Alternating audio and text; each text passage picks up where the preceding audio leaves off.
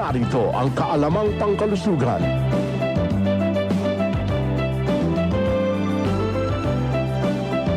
Ang pulmonya o pneumonia ay isang impeksyon sa baga kung saan ang baga ay nagkakaroon ng malubhang pamamaga na dala ng virus, bakterya, fungus at mga katulad na mikrobyo. Ang air sacs ng baga ay napupuno ng fluid o nana. Kasabay ng impeksyon na ito ang ubo, lagnat at hirap sa paghinga. Karaniwang napipigilan ng katawan ang pagkakaroon ng pulmonya, ngunit kung mahina ang immune system, ito ay lumalala. Kapag hindi ito naagapan, maaaring magkaroon ng sepsis kung saan lumilipat ang mikrobyo sa dugo at kumakalat sa iba't ibang bahagi ng katawan. Ang pangunahing layunin sa pag-iwas ng pneumonia ay ang pagpapatibay sa immune system. Mag-ehersisyo araw-araw at kumain ng mga masusustansyang pagkain. Iwasan ang paninigarilyo dahil pinapahina nito ang iyong baga at immune system. Kailangan din maging maingat sa mga maduduming bagay at lugar dahil maaaring pamahayan ang mga ito ng bakterya. Maaaring magpabakuna para sa proteksyon laban sa pulmonya. Ugaliin din maging malinis sa katawan para hindi ito kapitan ng mikrobyo. Magpatingin sa inyong doktor kung kayo ay makakaranas ng mga sintomas ng pneumonia